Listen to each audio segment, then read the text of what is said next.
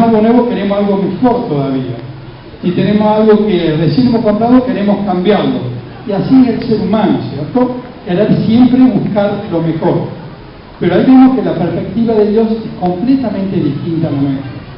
Dios busca aquello que es lo peor, lo vil, lo menospreciado.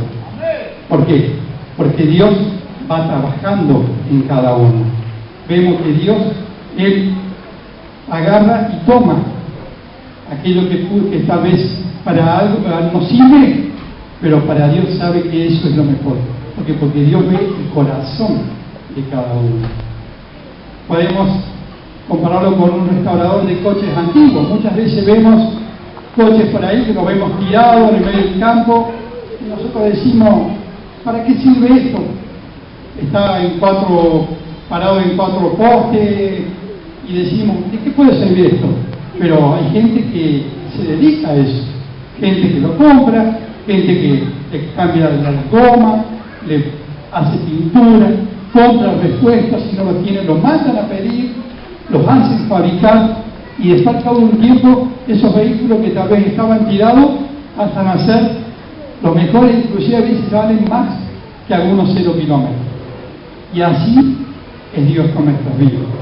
Él también trabaja de esa manera. Él busca aquello que tal vez no sirve, que tal vez está tirado, que tal vez nadie da un peso por él. Pero vemos que Dios es lo que ahí Él trabaja. Él ve a lo mejor en nosotros un corazón que está golpeado y Él con la masilla de amor lo va restaurando. Ve tal vez que la chapa está toda rayada de un óxido que tiene odio y Él cambia ese óxido por amor. Vemos muchas veces cómo Dios va trabajando en cada parte de nuestro cuerpo, en cada parte, cada área de nuestra vida, y el día a día va restaurando. Él nos hace entrar en el taller que Él tiene, que es el taller del Maestro. Y al cabo del tiempo somos lo mejor que Dios nos ha hecho. Yo estuve en ese taller, y qué bueno cuando Dios puede sacarnos de ese lugar, cuando Dios nos da la fortaleza, cuando Dios nos pone amor, cuando Dios nos da día a día esa alegría, esa ganas de vivir, y el poder de su amor está sobre cada uno de nosotros. Muy bien. Ahí tenemos algo que vamos a Santiago, en versículo 2, capítulo 2, versículo 5, perdón.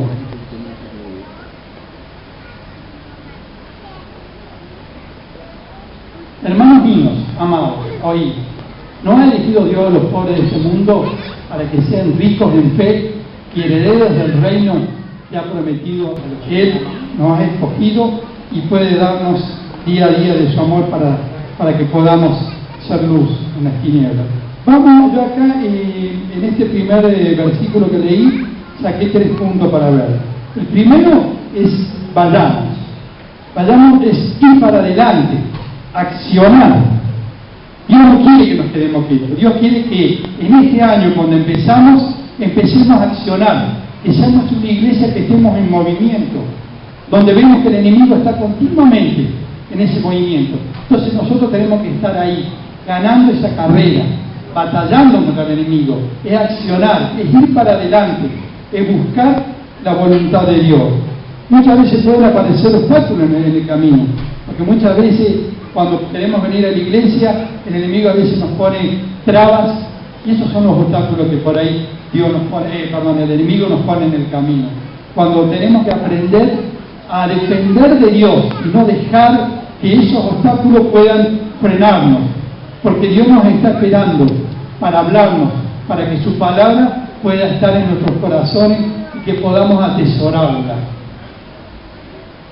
Y no mirar atrás, otra de las cosas. También saber que si tal vez en el año pasado ha habido situaciones donde tal vez nos hemos equivocado, donde ha habido algunos problemas, pero no es mirar atrás. Dios quiere que miremos para adelante, porque somos seres humanos, nos podemos equivocar, porque nos vamos a equivocar, pero tenemos que aprender de esos errores para poder poner la vista adelante donde está nuestro Señor Jesucristo y poder trabajar en la obra de Dios y poder trabajar en la iglesia y poder trabajar cada uno en su departamento para que vayamos llevando la palabra de Dios donde quiera que estemos. Después también vemos muchos hombres de la Biblia que se equivocaron, hombres que Dios los usó, pero también tuvieron equivocaciones. Pero ahí vemos también, por ejemplo, a un Sansón que se equivocó, vemos a un David, vemos a un Saúl, pero vemos la misericordia de Dios en cada uno de ellos. Como esa misericordia estuvo en ellos, va a estar con nosotros también. Entonces, hermanos, es alentarlos a que día a día podamos salir para adelante, que podamos salir a llevar la palabra de Dios, donde vayamos al trabajo, que podamos predicar a nuestros compañeros, donde ellos creen que tal vez no hay una solución, donde tal vez el enemigo lo tiene atrapado, pero saber que Él es el que nos va a dar la fortaleza, y siempre ir para adelante y no dejar que nos puedan detener. Ahí tenemos, por ejemplo, cuando decimos de avanzar, vemos un ejemplo de que Dios no quiere que nosotros nos quedemos, porque ahí vemos que cuando el ocio es algo que Dios no quiere para nuestras vidas. Ahí vemos un David, cuando él estuvo, que mandó su ejército, cometió, cuando estaba en el terrado y cuando había de saber, y sabemos lo que pasó en ese momento. Entonces Dios no quiere eso, Dios quiere que estemos en marcha, que estemos trabajando, que siempre estemos a su lado batallando contra el enemigo.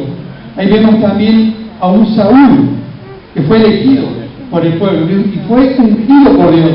Él accionó, pero ahí él cometió un error. No tomó lo que Dios le dijo, no cumplió ni obedeció la palabra de Dios, el mandato de Dios. Entonces, muchas veces cuando nosotros tenemos dificultades, tenemos pruebas y tenemos luchas, es porque muchas veces dejamos puertas abiertas, porque no nos damos cuenta, y el enemigo es cuando ahí entra, cuando tal vez sí dejamos esa puerta por donde el enemigo puede entrar. El ocio, cuando no queremos escuchar la voz de Dios, cuando queremos hacer muchas veces lo que nosotros creemos que es lo correcto, pero no dejamos que Dios sea el que vaya delante nuestro. Y bien, ahí vemos en el segundo punto que dice que llevemos fruto. Los frutos que Dios anhela de sus elegidos, que somos nosotros, demos esos frutos. El fruto es el resultado de algo que hacemos, es el resultado de algo que buscamos. Ahí vemos, por ejemplo, cuando salimos a evangelizar, cuando vamos en este año, que uno de lo que tenemos como meta en la iglesia de salir a evangelizar, que podemos salir a ganar almas, podemos llevar la palabra a aquellos que no la conocen, a aquellos que tal vez nunca han conocido, o porque el enemigo los tiene cegados. Llevar la palabra, evangelizar, y esos frutos van a ser para Dios. Dios quiere que se multiplique la iglesia, pero no por la gente, sino para poder ganar esas almas, para poder sacarlas de las garras del enemigo. Entonces esos son uno de los frutos que Dios quiere para nuestras vidas. Después tenemos en la relación personal, ese fruto que podemos tener cuando nosotros tenemos esa relación personal con Dios, cuando oramos, estamos orando, estamos buscando la presencia de Dios, estamos esforzándonos día a día a que Dios hable a nuestros corazones, a pesar que sabemos que tenemos muchos problemas, muchas dificultades. Muchas veces los problemas pasan por delante nuestro y eso nos distrae, y eso es lo que quiere el enemigo. Pero Dios no quiere eso. Dios quiere los frutos de la relación que tenemos con Él. Cuando podemos postrarnos con nuestra familia, con nuestras esposas, acá en la iglesia, cuando pasamos a orar, cuando pasamos a buscar en su presencia, cuando dejamos que Dios hable a nuestra vida. Ese es el fruto. Y después tenemos también ahí el gozo, la fortaleza, y también tenemos el fruto cuando decimos también que es cuando el resultado de algo que hacemos, ¿no? Cuando vemos, por ejemplo, un equipo de fútbol, cuando vemos que ellos trabajan, cuando vemos que ganan, ¿cierto? Que son un buen equipo de fútbol. ¿Por qué? Porque hay un trabajo en conjunto, en unidad, cuando vemos que hay una disciplina, cuando trabajan ellos que todos piensan de una misma manera, todos trabajan en un solo cuerpo, todos buscan en hacer algo en común, y ese es el fruto, ¿no? Cuando vemos los resultados. Y algo que me llamó la atención también, que yo le puse un ejemplo, es cuando la otra vuelta estaba viendo en un programa de de Discovery Channel de animales del mar, cuando veían que andan los cardúmenes de atún, y ahí, por ejemplo, están las especies tanto de tiburones, ballenas, delfines, focas, y ahí cada uno se comen entre ellos, ¿cierto? Pero cuando ellos ven ese cardumen, hay algo que los hace trabajar todos juntos, en un mismo pensamiento, en una misma forma. Y es impresionante ver cómo trabajan entre todos juntos y llevan esos cardúmenes y cómo van comiendo. E inclusive hasta las aves del cielo, las gaviotas y otros más, entran dentro del agua 1 o 2 metros y también sacan de esos cardúmenes. ¿Pero por qué? Porque hay un trabajo de equipo. Y vemos cómo Dios nos enseña a través de la naturaleza, cuando trabajamos en equipo, cuando trabajamos en el mismo espíritu, cómo Dios nos bendice. Qué hermoso que es ver eso, cuando podemos trabajar, cuando podemos buscar la voluntad de Dios y dejamos que Él sea el que tome el control de nuestras vidas. Si avanzamos y llevamos fruto, vamos caminándonos hacia la meta final, hacia el premio mayor, y porque estamos en el centro de la voluntad de Dios. Qué hermoso que, como decimos, que podemos en este año trabajar juntos como ya hemos hecho en el año pasado, y en este año que viene vamos a trabajar con más excelencia, trabajar en unidad, para buscar los frutos del Espíritu Santo, para que ese Espíritu Santo se pasee en este lugar y pueda tocar los corazones, pueda tocar las vidas, pueda tocar a aquellos que tal vez nunca han tenido un encuentro personal con Él, que podamos dejar en sus manos nuestras debilidades, tal vez el alcohol, tal vez la droga, tal vez la violencia, tal vez muchas cosas, pero entregarlo para que Dios tome el control de nuestra vida, que podamos dejar que Él sea el dueño de nuestros corazones. Y ahí tenemos en Proverbio 3:13, 13 al 14. Bienaventurado el hombre que haya, ¿me lo podés ver? Bienaventurado el hombre que haya la sabiduría y que obtiene la inteligencia, porque su ganancia es mejor que la ganancia de la plata, y sus frutos más que el oro fino. Qué hermoso, ¿no? Cuando Dios nos habla y a través de cada versículo, y podemos tomarlo y atesorarlo a cada uno. Y el tercer punto que tenemos es que permanezcamos, o sea, que es mantenerse. Donde en estos tiempos escasos es como que no podemos parar. Donde en estos tiempos es como que siempre queremos estar yendo de un lado para otro, y por ahí descuidamos que este es el primer lugar donde tenemos que venir. Que si nos va bien, este es el primer lugar que tenemos que venir. Y si nos va mal, es el primer lugar que tenemos que venir. Porque aquí es donde tenemos que estar. Tenemos que permanecer siempre firmes para que el Señor pueda estar ministrando nuestras vidas. Muchas veces decimos que es como que no tenemos tiempo, ¿no? Y ahí es cuando hay que hacer un alto y no dejar que Él gane terreno. Cuando ahí nosotros nos descuidamos, muchas veces por ahí pedimos un trabajo, y cuando tenemos ese trabajo, descuidamos a la iglesia. Si Dios nos da un trabajo, tenemos que venir a bendecir, tenemos que venir a dar gracias y a cuidar ese trabajo que el Señor nos dio un día. Y si el Señor nos lo da, es porque en su bendita sabiduría sabe por qué lo hace. Entonces, hermanos, nunca dejemos de permanecer, nunca dejemos de estar delante de su presencia, delante de lo que Dios quiere para cada uno de nosotros. Nosotros, como cabeza de hogar, tenemos que marcar a nuestros hijos ese camino, tenemos que marcar el camino a aquellos que están trabajando con nosotros. Si somos líderes, si somos aquellos que estamos trabajando en un área, tenemos que ser de ejemplo, permanecer, a pesar de las luchas, a pesar de las dificultades, a pesar de muchas cosas que puedan venir, pero Dios es nuestro pronto socorro. Y ahí tenemos en Tito 3:8.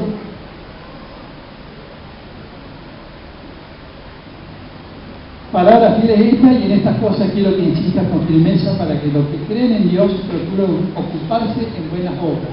Estas cosas son buenas y útiles a los hombres. Y ahí tenemos, por ejemplo, un ejemplo de José, cuando él permaneció a la palabra que Dios le había dado. Desde chiquito Dios le había dado sueños, y José permaneció firme a lo que Dios le había dado, a esos sueños, a esa palabra, a esa promesa, a pesar de que a él los hermanos lo abandonaron, a pesar de que a él permaneció fiel. Nunca dejó de creerle. Después vemos cuando él pasó con la esposa del carcelero, pero él siguió fiel. Siempre se tomó de lo que Dios le había dicho. Entonces, hermano, es permanecer siempre. Cuando Dios nos da una palabra, a pesar de todo lo que pueda venir, de todo lo contrario que pueda haber, sabemos que si Dios nos dio esa palabra, Él nos la va a cumplir. Dios nos dice algo y Él nos hizo el hombre para mentir. Él va a cumplir lo que Él nos prometió.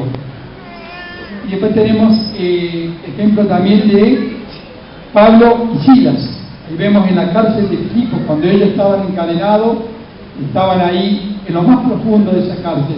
Era uno de los peores lugares que podemos imaginarnos. Pero ¿saben qué? Ellos permanecieron siempre fiel a la palabra de Dios.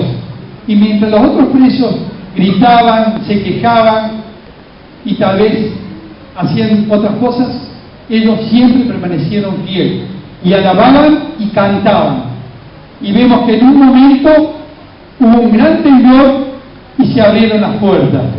Y ahí vemos que ellos fueron sueltos de esas cadenas. ¿Por qué? Porque ellos permanecieron fieles a las promesas de Dios y sabían que nada ni nadie los podía detener. Qué hermoso que es cuando podemos aprender que en este año que empezamos tenemos que permanecer fiel, permanecer tomados de su mano, permanecer en sus promesas, permanecer en cada cosa que Él nos va a dar, saber que Él la va a entregar a nuestras vidas.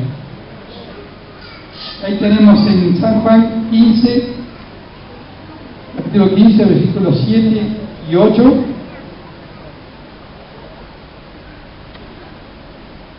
Si permanecéis en mí y mis palabras permanecen en vosotros, pedid todo lo que queréis y os será hecho.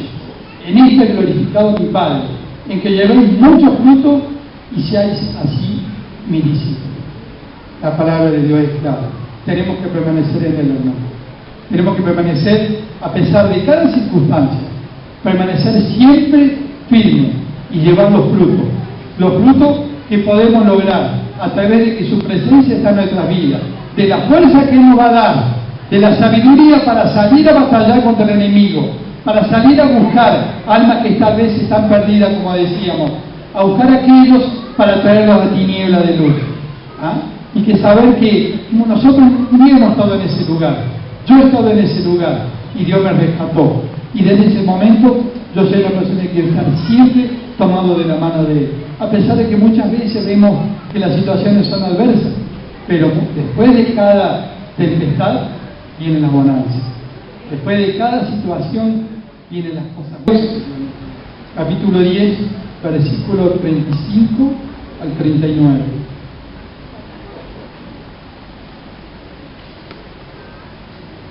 ...10, 35, 39. No dejando de congregarnos como algunos tienen por costumbre, sino exhortándonos y tanto más, cuanto veis que aquel día se acerca. No, perdón, 10, 35 a 39. 37. No perdáis por vuestra confianza, que tiene grande galardón. Porque os es necesaria la paciencia para que, habiendo hecho la voluntad de Dios, obtengáis la promesa. Porque aún un poquito, y el que ha de venir vendrá y no tardará.